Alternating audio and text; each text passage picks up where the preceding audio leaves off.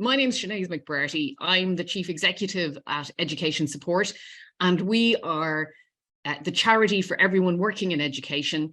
We support the health and well-being of everyone working in education, and we've been in the business of that since 1887. So we're long in the tooth on this agenda, and we bring that history of working with the workforce for all that time, working with teachers for all that time to everything that we do, really. So that's us, and we're delighted to be hosting a group of fantastic speakers today. So let me start by introducing Natalie Cole. Natalie is a lead of English and drama. She's teaching at an international school in the Netherlands, and she is a passionate advocate for well-being and talks very eloquently about dealing with stress. You may also have come across her from the Happy Teacher Hub, which she set up, but we're really looking forward to getting her perspective on today's conversation. So welcome, Natalie. We are also delighted to welcome Neil Shah, who's Chief De-Stressing Officer, I love this title, at the Stress Management Society. And Neil is an international expert on stress management and well-being. So he's bringing that expertise into the room, and obviously works with across a whole range of industries. And so we'll be really excited to hear his perspective from across sectors coming into education. Welcome, Neil. Lovely to have you here. Delighted also to welcome Bethan Ware from Pontyclun Primary School in South Wales. Bethan is a Key Stage 2 leader and runs an Instagram account at 10 Minute Teach, so is superb at distilling fantastic tips into digestible formats and giving us really practical things to take away. So she works with us at Education Support, creating content, and I think is going to have some brilliant ideas to bring to this today. So welcome, Bethan. And finally, delighted to welcome Matt Quigley, who is the head at St. Gregory's Catholic Primary School in Preston, where he's been doing that job for almost 5 years now. And Matt is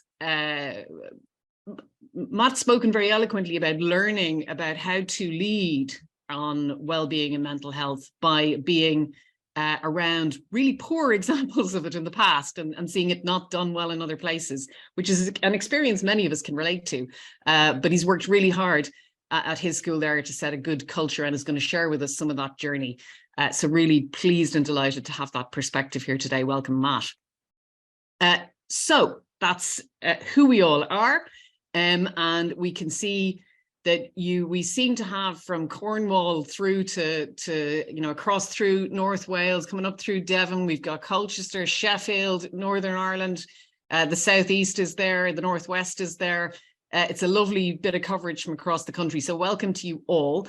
And as I say, get stuck in, give us your questions, and we'll deal with those as we go through this event. But let me start, Natalie. I want to come to you because we're going to talk, and then actually I'm going to ask Neil about some of the technical bits about how does stress manifest in our bodies and so on. But Natalie, how do you know that you've got stress? What should you be looking for? What would you be concerned about?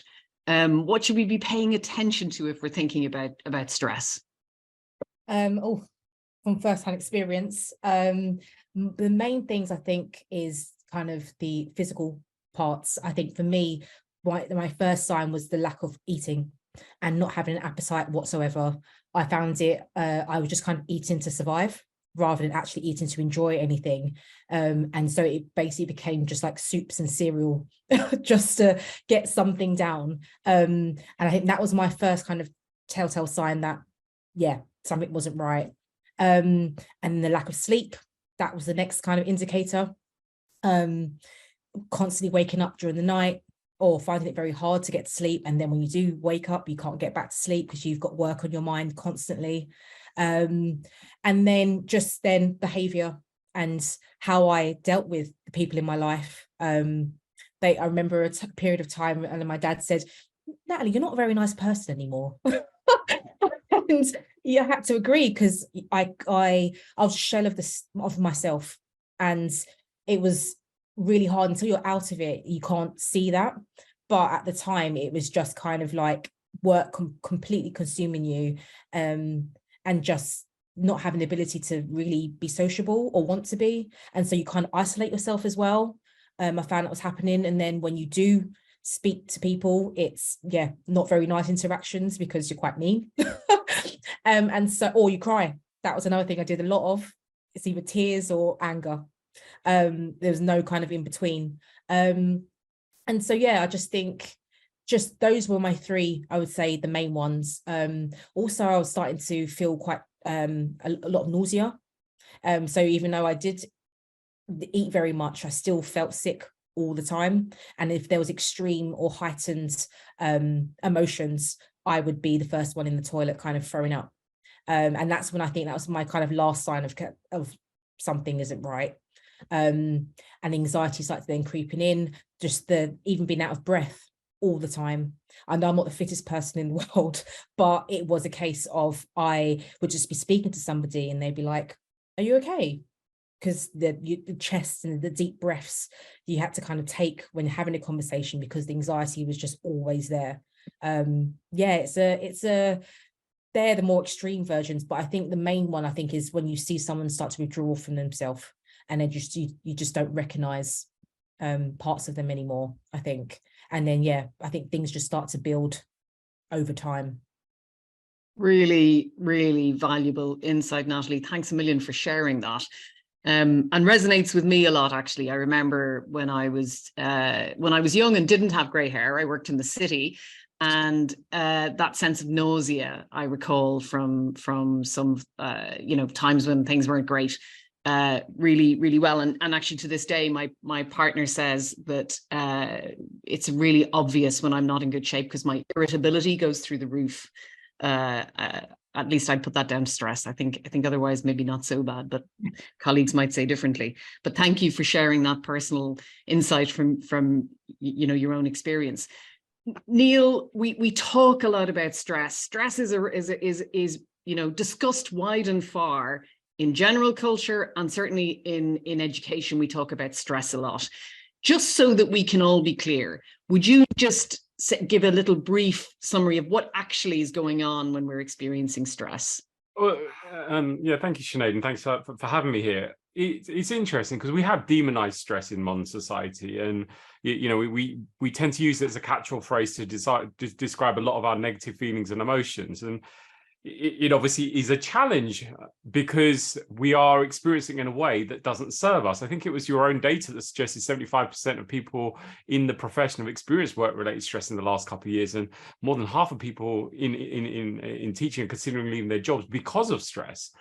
But I think we really need to know what we're talking about, because I appreciate many people would have turned up today looking for the answer, the silver bullet, the magic pill that's going to cure stress. The reality is, number one, there isn't one. And number two, if there was one, you really wouldn't want to take it. And the reason being, stress serves a valuable purpose. It was given to us by nature as a survival mechanism. Our ancient ancestors, caveman Joe and his kind, walking through the plains of East Africa a couple 100,000 years ago when humans first surfaced on the plains on planet Earth, if we didn't have stress, we wouldn't have been able to cope with challenges like the saber-toothed tiger.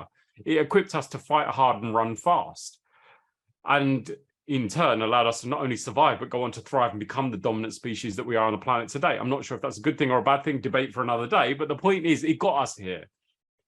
The challenge is most of us are getting stressed in situations in modern life where there is nothing to fight and nothing to run away from. I had it 5 minutes before we started this session where I couldn't get my technology to work. I had the wrong links. I know Natalie had a similar experience she was describing, having to change the nappy just before we logged on. You're getting stressed about situations where, as much as you might want to smash the computer to bits or throw the nappy out the window and run out the house, that's not going to help you to resolve the situation. And sadly, that's what many of us are finding. We are going into a state of physiological preparation where your major muscles are arming themselves up to fight hard and run fast. But also resources are being taken away from other parts of the body. Natty was describing kind of the digestive issues, feeling sick, nausea, irritable bowel syndrome, etc. That's directly as a result of the lack of oxygenated blood being sent to digestion, because it's being diverted to the muscles that are going to enable you to escape from danger. Equally, we can't think clearly, problem solve, think laterally, think creatively, because your brain, your frontal lobes are being denied of oxygenated blood so they can be sent elsewhere. Libido diminishes because, again, we're not sending oxygenated blood to those parts of the body. The immune system drops. Stress is perfectly okay when dealing with a threat or a challenge, like, you know, someone veering into your lane on the motorway, running for a bus or a train, playing sport, being chased by a dog. There are situations where even high degrees of stress are appropriate. But what we've got to bear in mind, it's not a black or white. It's not I'm stressed or I'm not stressed. It's not good stress or bad stress. When I hear that term, that makes my stomach churn because it's not accurate. There's only one stress response. There's different severities of it. I would ask everyone to consider it more like Goldilocks and the Three Bears. Porridge too hot, porridge too cold, and the porridge is just right. When the stress gets too much is when it's a challenge. Most of what we are talking about today is where the stress is too much and it doesn't have an outlet, it doesn't have a channel. But at the other end of the spectrum, when there isn't enough stress, that can be equally damaging. Got friends that work in music and hospitality, and not just during lockdown, but even post-lockdown. It wasn't just their jobs and their gigs that dried up, their whole industry suffered. And many of them were experiencing what we would describe as rust out, where the porridge is too cold, and that can be a pathway to depression. And then there's the space where it's just right. We have pressure, but we know how to channel it and utilize it to maximize our performance and output. And that's really what I'm asking us to consider is how do we get ourselves to the point where we're able to utilize stress in a modern day context in a way where it serves us, and obviously start to recognize when it's too much and start to remove the guilt, shame, and stigma associated with admitting, you know what, actually I'm struggling right now. Because if we can do that, we can reach people long before it gets too much and it starts to have more serious challenges to their life. That's great, Neil. Thanks a million for that overview. And I guess there's something, we might come back to this if we have time, but you alluded there to the outlet and the channel. And I think this is really significant in our workforce issues, that when people don't have the opportunity to discharge stress, where they're not coming down out of that heightened adrenalized state, then when we're retaining stress, and actually over time we're seeing chronic stress becoming an issue. But maybe we may come back to that later. Let's see where the conversation takes us. But Bethan, Neil just talked there a little bit about, touched on the ideas of guilt and shame and stigma. How do you see this in the education sector? Yeah, I think at the moment we've definitely got a culture in education that burnout is this badge of honor. You know, if your colleagues are sharing, I was working until 9 p.m. last night. If you're following on Twitter or Instagram, you know, you're seeing these perfect posts about how brilliant these people are, but also how tired they are, and they must be an excellent teacher because they are tired. And this burnout sort of culture is sort of celebrated and glamorized. But I think something that's really important now is we need to shift away from that. You know, it's good to see that the WHO has recognized burnout as an actual disease now. In fact, I wrote down what they said. They said it's resulting from chronic workplace stress that has not been successfully managed. And I think that, similar to what Neil has said, you know, we are supposed to have stress, but we need to successfully manage it, whether that's individually or as an organization. And I think, touching upon what Natalie said, when we start seeing those stresses, those indicators that we aren't maybe set at managing it as well, that's the time really that we've got to think, right, prevention is better than cure. Let's just put in some things, some strategies in place now, so that I am, you know, with the Goldilocks bowl of just right, not too hot or too cold. Fantastic. Thank you, Bethan. Matt, Bethan just mentioned there that, you know, there's stuff that we will do individually, and I think we're going to come back and talk more about that and give some specific examples. I know all the panelists will have thoughts on that. But Matt, from your perspective, there's also, of course, the organizational lens. If we're thinking about workplace cultures, and we're thinking about those cultures being more and less of a contributor to good well-being or poor well-being, what should we be thinking about? How should we be framing that whole conversation about what organizations do and what responsibilities they take, in your view? In my, well, that's a pretty big question, that one. For me, working in the school setting, a big phrase that we work around is we give to the staff to get out for the kids. because staff are our most valuable resource. And it's a really difficult balance to find in this profession, because you have to work hard. It's a challenging profession, but we rise to that challenge, and there are ways of doing that. In our school, we work hard, but we have a laugh. Okay, I try and be as informal as I can, but very professional at the same time. In our particular context, it wasn't always the case, and we had to work hard on that. It was a bit like an overgrown garden, and we didn't need to do an awful lot of pruning, and the way that people were treating each other, in my opinion, wasn't very healthy. It's about setting the tone. We went through mission review, code of conduct, those sorts of things. We got staff having buy-in, all those sorts of things, and they were based around, I think, as long as you can communicate what the vision is, and if people can see the reasons behind what you're asking them to do. In my experience, the majority of the time, they're willing to get on board and give it a good go, because most people that go into teaching are decent people that want to do a decent job. And our main drive is, well, children first, academic excellence, and for us in a Catholic setting, gospel values, compassion, forgiveness, those sorts of things. But obviously that translates into any walk of life. Part of renewal often comes with generating new staff, staff turnover, those sorts of things. And just little things, I mean, really little things. When we had a big turnover of staff, and all the ones that I wanted to stay stayed, and that was great. But I wanted to set the right tone. And just silly little things on the staff board, rather than previously it was all hierarchical, the head at the top and the welfare at the bottom and all that stuff. We just did it alphabetically. Now that links in with everything that we're about. And I've actually written it down a bit from our code of conduct. So at our school, we aim to be respectful of the part each of us plays to enable our community to be a success. There are many different roles, and each one is integral to us fulfilling our mission statement in their own specific ways. We have people that butter toast for us. Now, they're just as important as I am. And believe me, if you've ever worked in a school, in a primary school, toast is very important, but they feel just as valued. And that's the tone that I wanted to set. But you need to have people around you that buy into the vision, that they get the vision. But you need to develop staff as well. One of the main, I mean, we've got an awful lot, if I do say so myself, of well-being things in place. Maybe this isn't the moment to mention them, but one of the biggest things that we did do was get, she was called Dr. Louise, to do 3 big insets on compassionate culture. So the whole environment of the school was based on self-compassion and being able to recognize when others are struggling and how to support yourself and support others and all those sorts of things. An awful lot of theory behind the ideas of self-compassion, and we put together individual action plans about what are my triggers, what do I need to look for, those sorts of things, how do I know I'm struggling, a bit like Natalie mentioned, and just about looking after ourselves and each other, because for me in our school, we do it for real. We spend a lot of time in school, and when it's good, it's great. When it's not, in my experience, like, it can be a really not great place to be. So long story short, now it's taken 5 years, but we're in a decent place. The tone's been set, and it's all based on the mission statement, and that sort of feeds into how we treat each other. And we've got a little bit in our mission statement about flourishing together. So yes, that's children, of course, but staff as well. We all want to be flourishing. We all want to be getting better.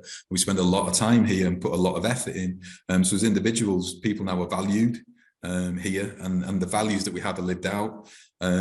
Yeah, so we try and look after the staff, give to the staff to get out for the kids. And again, Catholic context, but it translates into any other area. We try and have life to the full. And if you are having to control anybody or put them down or not value them in order to get what you want as a leader, then it's extremely limited, and they are not going to be having life to the full. The best way to get them to be the best version of that they can be is to empower them, is to support them, challenge them, but to empower them. And as I say, staff are your most valuable resource, and anybody that doesn't actually get that is not going to last very long.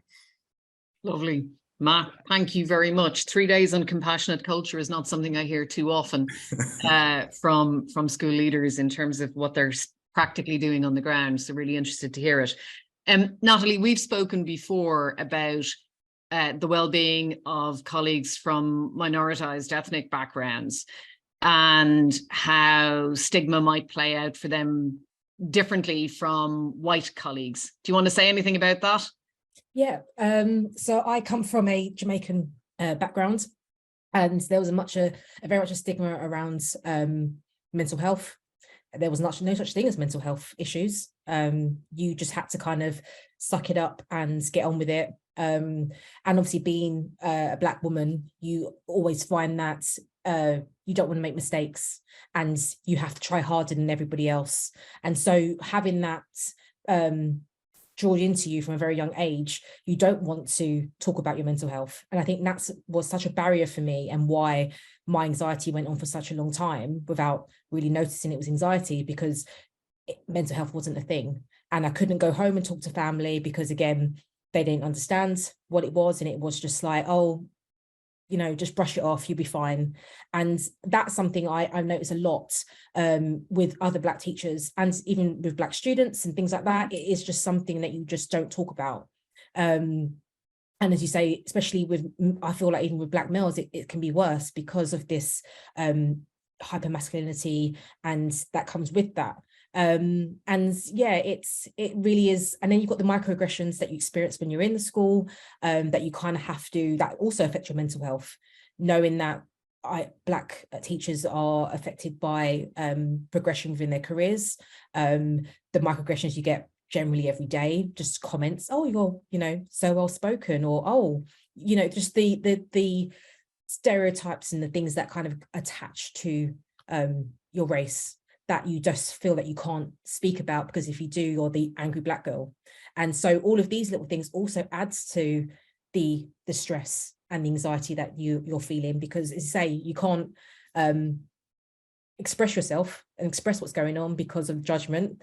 And then, as I said, you can go from either super emotional to super irritated, and then you're given the impression of the angry Black girl. So you just feel torn all the time between, the kind of microaggressions and just family and home and everything else. And it's hard. It's very difficult, I found.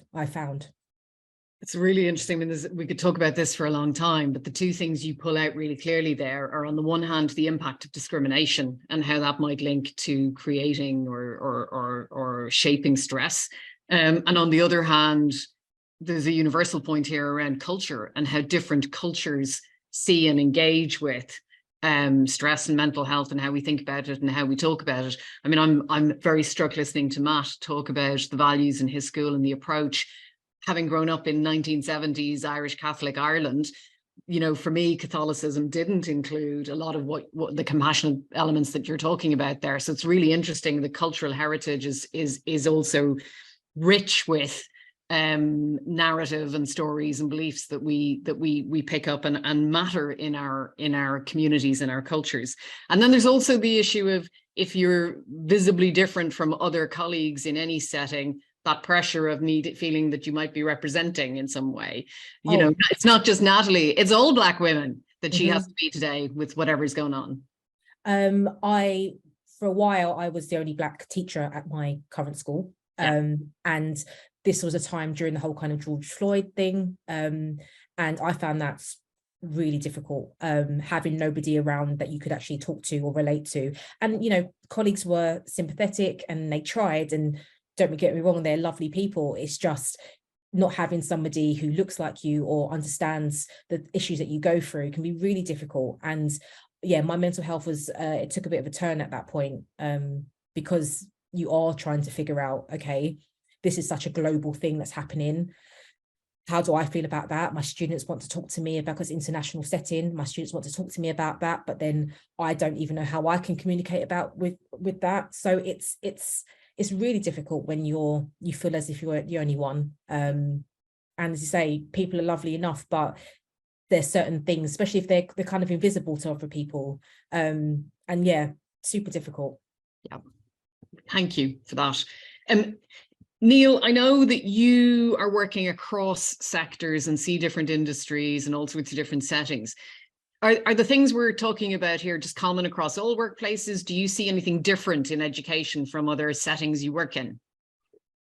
It's interesting. Every industry thinks that their issues are specific, but as human beings, we're having a collective experience, particularly over the last 3 years, that we are, you know, we're very much living in an episode of Black Mirror.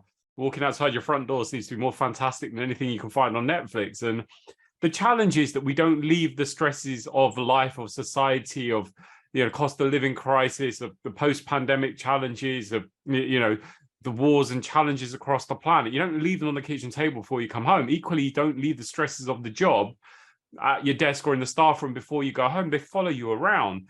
So collectively, we're having a challenging experience, but we know that teaching has been an industry that has suffered more than most, particularly over the last few years, where it constantly comes up high in the polls around and the research around mental health issues. I think it's 80% of people in people in the teaching profession have said that it has a negative impact on their mental health. And that was a study done by the National Education Union. So that's significant. That's more than we see across most other industries. You know, typically 65, 70% plus, but 80% is the majority of people in the industry feel it's negatively impacting their mental health. And it's something I think that has come up time and time again, is that potentially people not feeling valued for what they do, for the contribution they make, but also the nature of the role of a teacher and people working in the profession has changed so much over the last 3 years. At one point, you were an extension of the NHS and, you know, IT support and having to, you know, learn new skills which are beyond the original remit. So I think it's an industry that's experienced significant change, and there are a lot of people that maybe don't feel valued. The high churn rate is something that's come up before. It's the ability to attract and retain the best staff is obviously creating significant challenges. And also, you know, there are a lot of people in the industry that are experiencing challenges with their mental health, and that's obviously resulting in high levels of sickness absence. So the data is suggesting that it's an industry that does need urgent attention. And really, it comes down to all of us to consider, well, what can we do to contribute? Obviously, there are people that are in positions of authority and decision makers, but equally, I think we can all work together to start to create the industry that ensures that well-being and education can come together in harmony, where it's not like I choose my well-being or I choose working in education. Is how can we do both? Because ultimately that has an impact on the results and the output, and obviously the connection and the results we're able to achieve for the children that we serve.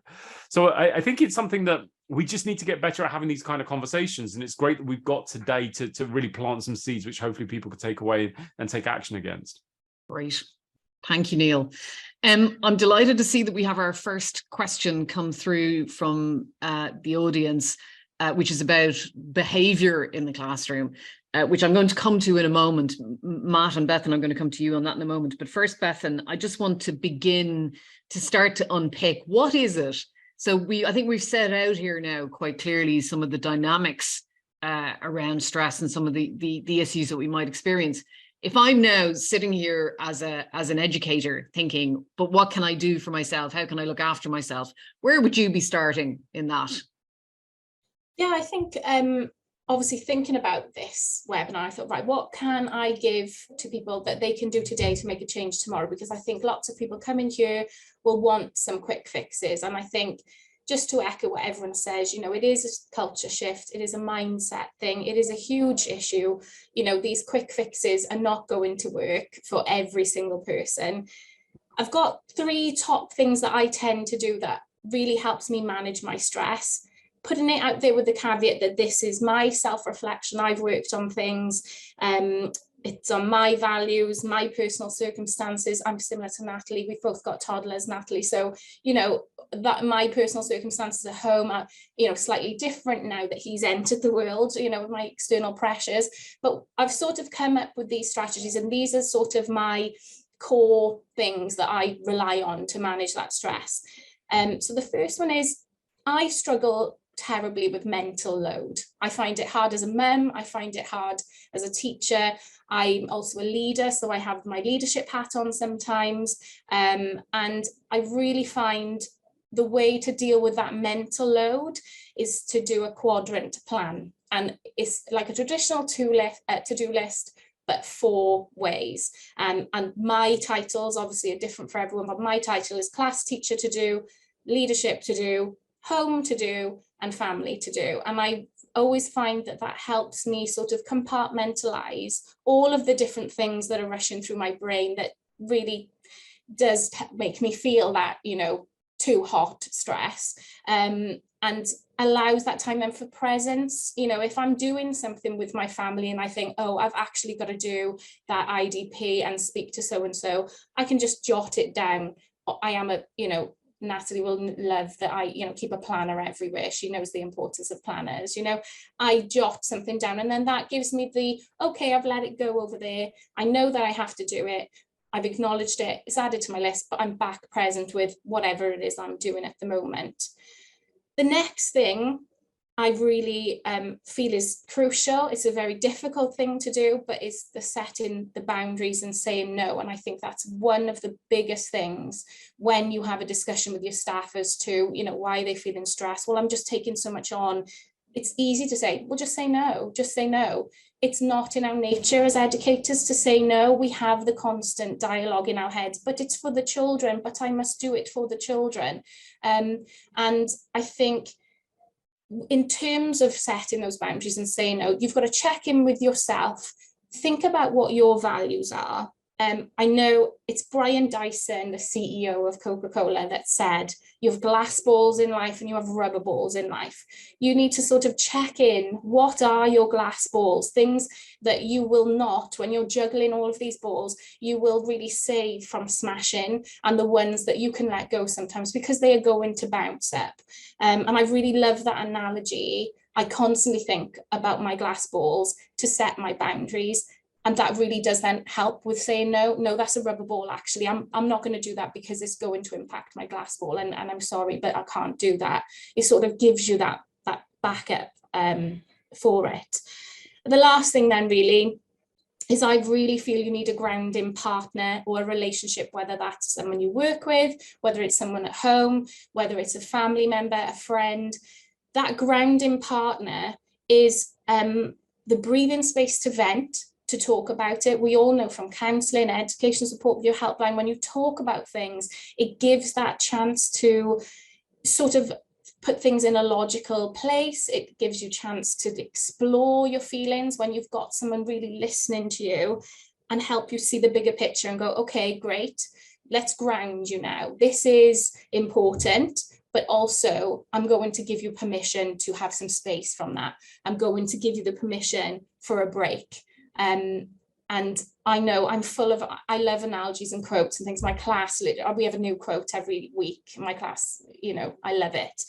One of the things that I think links to that is, if you don't take a break, nature will do it for you. And I think that having the permission and the grounding partner to bounce off and vent to, really allows you to have that break. It strikes me as you talk through those examples, Beth, and there's a lot in there about perspective, whether it's holding the holistic multiple roles in your life, whether it's having perspective on glass versus rubber, and then also the perspective we get when we share with other people who have some insight. So really helpful, practical suggestions of the stuff that, as you say, has worked for you, but maybe of benefit to colleagues. And we'll come back and add some more of these ideas around things that you can do specifically. Neil, I will come to you and ask you for some specific ideas that you have around that. But I want to just pick up the question that's come through from a colleague in the room who says, how do you, or can we offer some advice here around reacting to abusive and defiant behavior in the classroom? And this is something that the individual finds particularly stressful and is occurring daily on multiple occasions for them. So educators, specifically around abusive behavior in the classroom, how do you handle that in terms of protecting yourself, which I guess is distinct from having a behavior policy, which clearly, would be ideal to be able to refer back to. Matt, do you want to offer a perspective on this? Yeah, you mentioned policy. I mean, if it's got to the point where the kids have been abusive, like I presume you've been through your policy, I presume there's a policy in place and systems and structures, all those sorts of things. For me, key to any good behavior is relationship. Getting to know the children, what makes them tick, what do they enjoy. Humour can go a long way, and obviously if it's got to an abusive sort of level, I'll come on to that in a second, but silly little things like that. You look at your curriculum. I'm not saying that whoever this is, that this is you at all, but is the pace of your lesson okay? Is the gauging of the difficulty okay? We talk about meaningful, memorable and motivating curriculum. Do they actually enjoy what they're doing? Often if kids are enjoying what they're doing, they're too busy to enjoy it, to actually to act up. Would you be consistent consistent and sort of fair in what you're doing? Are you organised? Are you on time? Is everything there ready to go? A lot of it is about not giving kids a chance to start mucking about, seating, who they're sitting by, what are the issues there, rewards and sanctions, all the usual stuff. But if it's getting to that point where kids are being abusive, you need to escalate it. I don't know who this person is, but to your senior leaders. We have sort of different levels to that, and that's certainly a senior leader thing. You shouldn't be, in my opinion, having to deal with that by yourself. For us, if that abuse, there's a few little incidences I can think of. If it gets to abusive behaviour, that we definitely get them on a behaviour support plan. That's what we call it, where we set out exactly what they can and can't do, rewards and sanctions. We get parents involved. For us, we try and understand the reason behind the feeling and all those sorts of things. What is the barrier? What is it that's happening here? Is something happening in their life? Have they got bad role models? All those sorts of things. And we as teachers can't fix everything, but for a stress reliever, we find it helps. If you can understand the situation as the adult, and that's what we need to remember, that we are, these are children who have difficulties, and that's really difficult. And I've taught some really challenging children, and even this year we've had a few who post-pandemic, the behaviour just seems to have escalated for certain children. So yeah, get your senior leaders involved, try and find out what the cause is, escalate it, but just stick to your policy. And then of course there's suspensions, exclusions. We have some children that go to alternative provision. There should be all sorts of things in place, and often attendance comes into this as well. So without sort of knowing the background to the situation, that's like a one size fits all is what we do. But it should be policy, it should be in place, you should be supported by senior leaders. And if it's getting to abusive behaviour, they shouldn't really be in your classroom until they can start to behave properly. Because for me, teachers have a right to not be abused and to have the support of the senior leaders to deal with this. And if your senior leaders are not supporting you in that, then you need to ask why, because you're there to teach, not there to put up with that sort of thing. Thanks, Matt. So we begin by reflecting on the stuff in the classroom that we can control to whatever extent we can. And if that's not going to affect the situation, then it's about escalating, involving senior leaders, because actually as an individual teacher, you shouldn't be sitting with that, and that shouldn't be a situation that you're in on a daily basis. Is that a fair summary? 100%, yeah, 100%. Natalie or Bethan, do you want to add to that in any way? Yeah, I would just like to sort of, same thing as Matt saying, you know, it should be escalated to your SLT. I've had a very similar situation when I was first starting out teaching, and I've had it throughout my career as well.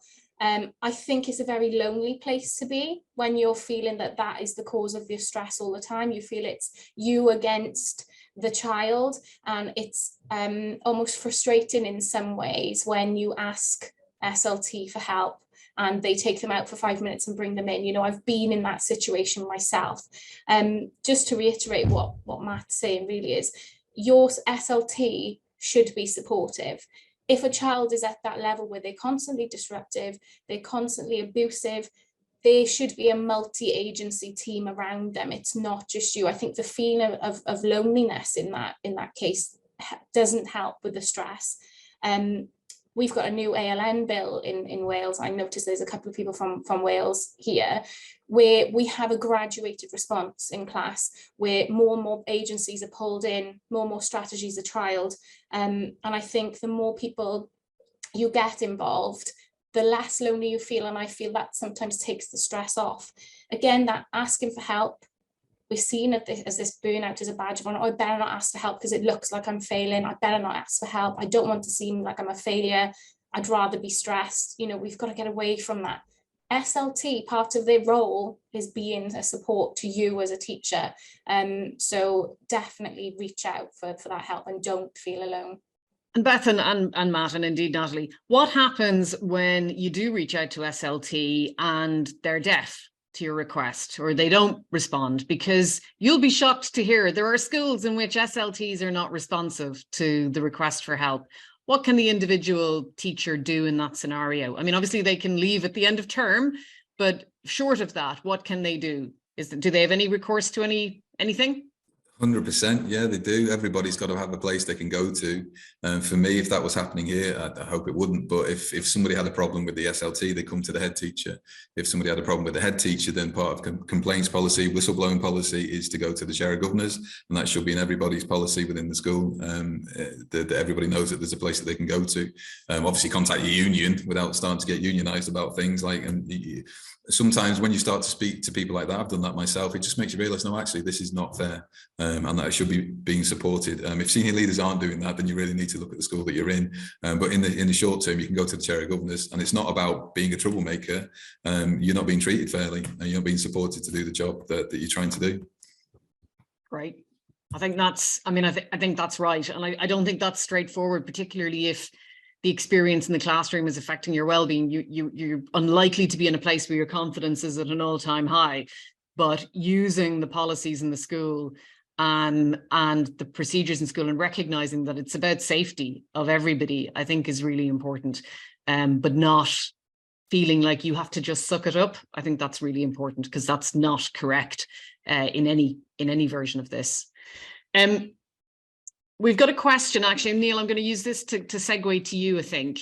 There's a question from a colleague who happens to be a SENCO, who's saying that they feel stressed all the time, even when it's a good day at work. And so feels like they're operating in a default mode of stress and feeling anxious all of the time. That may not be visible to others, but that's how they're feeling. What would your suggestions for them be? It's interesting because many of us are starting to experience that now, because we've had undue pressure, as we've already discussed over the last few years. Life has become more challenging, more complex, and a lot of the things that we used to do and have outlets for, we seem to have less time for and less energy for. If you spend long enough in a state of stress, exactly as has been said in the question, it becomes your default state. You just become accustomed to it. So there's a lot of people who say to me, well, I don't feel stressed, but actually they're showing up very clear signs that their body is not functioning well. The reality is that if you have created this new pattern, this new way of being where stress is your default setting, as much as you've created it, you can uncreate it and default back to that rested and digested state. What this means is, are you actively taking and making the time to reset? There's a campaign that runs every year in February. It's called a Time to Talk Day, which is encouraging people to open up and talk about mental health and start to remove the guilt, shame, and stigma, and to have open spaces where people can actually express themselves. Exactly as Bethan said, that many people, not just in teaching, just in general, wear stress and burnout as a badge of honor. I'm so stressed, I'm working till 10 o'clock at night and logging on a Sunday and being proud of that. Whereas actually we need to start reversing that and seeing that not as a sign of success and people that should be celebrated, but people that have good work-life balance and are actually spending the family with their weekends and turning off at 6 or 7 o'clock in the evening and actually enjoying their life outside of work as a badge of honor. And ultimately, for the person asking this question, that's the one thing I'm going to encourage you to do, that in some way, shape or form, you have put in time, effort and energy to create, and I'm not saying this to in any way make you feel bad, to create the circumstances where stress has become your default setting. Now, ultimately, this is where I would recommend taking urgent action. Next month, the 1st of April, launches the start of a campaign we're running for 2 decades now. It's Stress Awareness Month. It's an opportunity for us to talk about the things that are affecting us and working together as a society to make things better. The theme this year is it's time for action. We've got to the point where this is one of the biggest issues affecting our society that we just don't talk about enough. So this is, the hashtag is #ActNow. What are you going to do as an individual? What are we going to do collectively to start to improve our well-being? We all know the things we're supposed to do. We're supposed to drink 2 liters of water a day and sleep 8 hours a night and walk 10,000 steps and eat 5 bits of fruits and vegetable. We all know that. How many of us do that? And I think this is an opportunity to start asking ourselves, what can I do? What action can I take? What commitments can I make to myself to ensure that I'm starting to bring my life back into balance? And, I know that Bethan's got some wonderful things on her 10-minute Teach channel. There's lots of information out there. There isn't a lack of information. What we need to consider, what are the barriers that prevent us from taking action on the information that we seem to be overloaded with? And this is really where a little thing that we do every single day can shift the course of our life over a period of time. What's the one thing that we can commit to ourselves every single day, whether that's taking a little walk or switching our phones off 90 minutes before bed, or, you know, just unplugging from our technology, drinking more water, whatever it might be.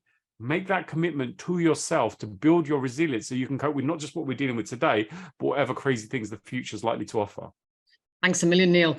I think one of the other things I'd add a couple of points into that, if I may. One is if you are in a school that has an employee assistance program, certainly if you are in one that has ours, if Education Support provides it, you will be able to access up to 6 sessions of counselling. And that can be a helpful frame or context within which to have a conversation about the practical plans you can put in place to try and reset for yourself some of the habits in life. But I think another thing that I would share from personal experience, and I've seen it with others around me, is I think one of the most fundamental things that you can do when you're in a state of, when you're in that state of significant stress all the time, is to find a daily practice of physical exercise, not least because that's, you know, great, it's good for you and all the rest of it, but specifically because it allows you to release some of that stress. It's a mechanism for allowing your body to regulate. You know, you can also, we know that social contact with close friends, we know that hugging and kissing people we're close to, our bodies relax in that process. So you can say there, you were sent off from a stress webinar being told to go off and hug and kiss people that you trust for a certain amount of time. We know that's good for us, that laughing, that positive social contact, these are all things that are good for us. But for many of us, a simple thing we can do every day is some physical exercise that begins to allow us to discharge some of the stress out of our system. And then, as Neil says, finding whatever the practices are that allow you to rest and recover. And remembering that we recover when we are fully absorbed in something else. There's not a bit of our brain that's still thinking about the day job and getting worried about what we should be doing, but we are genuinely fully absorbed in something else is the place when recovery starts to happen. So I think this. Yeah, I was just going to add one little thing. Everything you just described, for me, could be a practice of mindfulness. Most of our stress happens in the past or the future. We're worried or ruminating about things that already happened, or stressing or anxious about things that haven't happened yet. Exercising, hugging, kissing, going for a walk, doing something that allows you to be present to this moment disconnects us from the majority of the things that we are stressing about. And that's where, as I said, like mindfulness, often people think is sitting under a tree like Buddha chanting Om and trying to achieve enlightenment. It could be, but it could be any of the things that you've already described as well. Fantastic. Natalie, Bethan, did either of you want to come in on this point? Natalie, go ahead.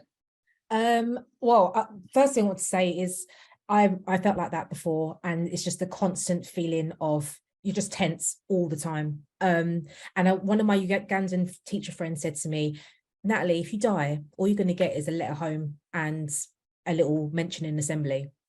And it was so cutthroat, but it actually made so much sense. And after that, and after the time off I had for anxiety, and her comment, I was like, why am I giving my everything to this? Because you are disposable. And I think it's a shame to think like that, but you are. They will replace you tomorrow.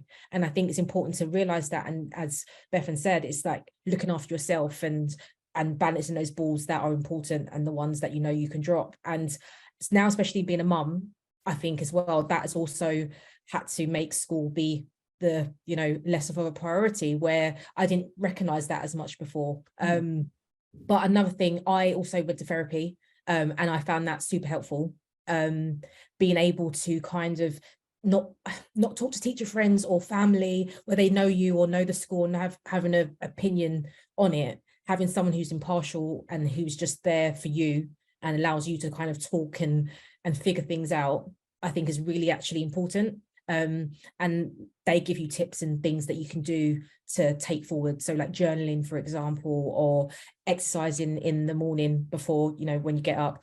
I'm still working on that one because 5 o'clock is super early. It's, you know, they're giving you these steps and these things that you can put in place. And I think that was so beneficial to have that person completely away from it all. And another thing I start doing now is before bed, I listen to like a calm sleep story. to try and get to sleep, because before I would just sit there in silence and my mind would be racing, and just kind of having a story to fall asleep to, or just the sound of a beach is actually quite helpful for me to be able to relax. So those are kind of the things that I've been trying. Great. Thank you, Natalie. Bethan, you wanted to add something there too? Yeah, just really, I suppose the final line of that, you know, once you've drawn upon all of these things, you know, and I'm going to hold my hand up, you know, there are times that I draw upon strategies and I still feel stressed. You know, I think it's important to know that we don't have all the answers. Not everyone has all of the answers. And sometimes the school you are in is not right for you. The school that I felt alone in, and I didn't have a supportive SLT, I'm no longer in, you know, and I think schools like maths and schools that I'm in now currently, you know, there are supportive schools out there, and they will nurture you as a staff, and they will value you. I know when I came to this school originally, I almost gave up teaching for my first school. I found it very toxic. I felt like every single school was like it. And when I came here, I was like, oh right, so we weren't supposed to be doing that. Oh right, so that doesn't happen in every school. And I think sometimes the answer is, don't work in that school again, you know, and that's quite a cutthroat answer to some things. But your life, like Natalie's saying, is more important. Your well-being is more important, and it isn't quitting. It's, you know, this isn't right for me, I'm going to try something else. Great, Bethan. And Matt, I'm going to come to you with the last question in a moment, which is just around what can be done to help schools that are in special measures that are being repeatedly monitored. But before we do that, just also a last point to the SENCO who's experiencing this anxiety and stress. You know, your role is a particular one that has a heavy emotional burden, and I think you should go to your leadership team and request supervision, an opportunity for a professional reflective space. Therapy is great and has its place, but also if your stress is related to what you're experiencing in the job, I think you can make that request. And it's a legitimate one for the work that you're doing. And if that's not if there's not an immediate positive response to that, I think you could ask for a risk assessment around it. Personally, I think that's a good way to go. We've got a remark here from Julie in the chat. Julie, the Education Support Helpline, the 08000 562 561 number, is a free charitable service that we offer. We can only offer in the moment support. We can't offer ongoing counselling through that free charitable support, I'm afraid. I wish I could. But you can call that line as many times as you want if you want to deal with specific issues in the moment. There is a separate service we have, which is an employee assistance program that schools purchase. It's organised and designed for schools, for education settings. And if schools sign up to it, then through that, staff can access bundles of 6 sessions of counselling. But that is a service that schools would subscribe to. It's not terribly expensive, but schools do need to subscribe into it in order to be able to access ongoing counselling support. In terms of counselling support, I'm afraid there isn't an awful lot that is free. It's very hard to find free ongoing counselling support, but the helpline will always speak to you if you don't have recourse to any other employee assistance program provision through your school. So just wanted to pick that one up. Matt, this last question, I think we have quick time for a quick response and then I'll come to everybody and just say one last thing just the last thing, one sentence you want to land with everybody. But Matt, how do we help staff when they're constantly being inspected and monitored? That's a difficult place to be. I've worked in a school in special measures myself. It's a bit of a dark tunnel. And it seems like a long way out sometimes. It affects the whole community, and it's very easy to say, oh, just be cheerful, but that's very, very difficult sometimes. For me, if it seems like an ever-going process that you're not really getting anywhere, just look at your own task. No matter what the school's priorities are for you as a member of that community, what is your task? What are your goals? Set your own goals.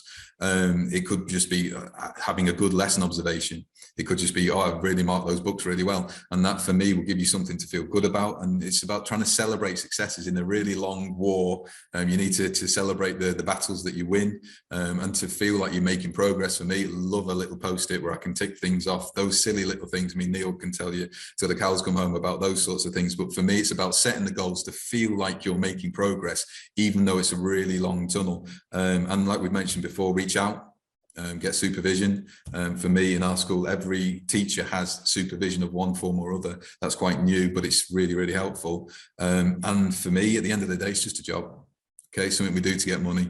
And we care about our job in the teaching profession, but it is just a job. I've got 4 kids myself, so they're my hobby, but I recommend people get a hobby if you haven't got one, because it can be all consuming. Because on your deathbed, you're not going to be that bothered about the books that you marked. And it's important, without sounding morose, morbid, to be saying that, and just do your best. And again, Neil knows about this. Like, for me, stress is what you feel you can achieve, rather than what's actually being asked of you. And if you feel that you're in this special measures situation, like, it's very difficult to get out of that. But today you can have a good observation. Today you can mark your books. Today you can just take no work home and go and spend some time with your kids or something. And that, for me, having gone through that, it allows you to feel success in a really dark tunnel. Great. Thank you, Matt. I think the other thing to say is, if you feel that it is in the culture of the school and it's not well held, I think to go to your leadership team and say, can we have a conversation as a staff group about how we collectively get through this? Can we talk about that together, because we need to do something to support the community of staff here and maybe the wider community? Then I think that's something that you can take to your leadership team, who will probably be also running around like headless chickens trying to get things sorted out. Colleagues, one pearl of wisdom, one sentence for me, one pithy thought. Bethan, what have you got for me? Mine is just going to be, please, burnout is not a badge of honor. If you take one thing away from me, please just think, do you know what? It's not what you should be aiming for. Burnout is not what you should be aiming for. It's having this well-balanced life. Lovely. Thank you. Neil. You're on mute there, Neil. Thank you. I would have been talking away. Just picking up on something that Matt said, that, when we're stressed, we can feel all alone, isolated, like we're the only ones going through that. And obviously just this conversation and just broader conversations will help you to realize we are not. We're in this together. We're all having this collective experience. And as we start to open up and talk about it and recognize that how it's impacting us, we can actually start to take action, do something about it. Imagine a bridge with too much weight, load and demand on it. Every bridge on the planet, Severn Bridge, Tower Bridge, Golden Gate Bridge, will collapse if too much pressure is applied. You've got one or two options. Take some of the pressure off, remove some of the demand, or increase the resources, concrete blocks and iron girders underneath. I appreciate in the industry, you may not be able to take the pressure off easily because we've got demands, commitments, responsibilities, but every one of us has the option to consider, how can we develop a stronger, more resilient bridge? Increase our resources so we're able to cope with the demand. Thank you, Neil. Natalie, what have you got for me? Don't make teaching your whole identity. It's just one planet in your universe, and you've got other planets that are more important and closer to you that you need to concentrate on. And yeah, if you're not happy, you're not a tree, you can leave. So that's another thing that I would say, because like everyone was saying, I was going to leave teaching at one point, or I leave the country, and I left the country in the end, and I now love my job and love teaching, and I wouldn't have felt that if I didn't take the opportunity to just leave that situation. And that's saying that's not the first resort, but you can go if you want to. Lovely. One planet in the universe. Loving that. Thanks a million. Matt, last word to you.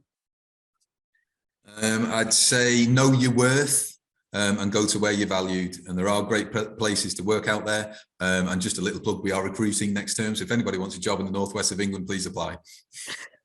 Excellent. I love that. I love that this is a recruitment vehicle. Fantastic. Folks, you've all got free access to 08000 561 562. It's in the chat. It's on the Education Support website. There's loads of resources on there. Don't be on your own. There is a community of people here who are standing beside you. So don't feel isolated, reach out. Thank you for attending. Thank you for your time. And panelists, thank you for your wisdom.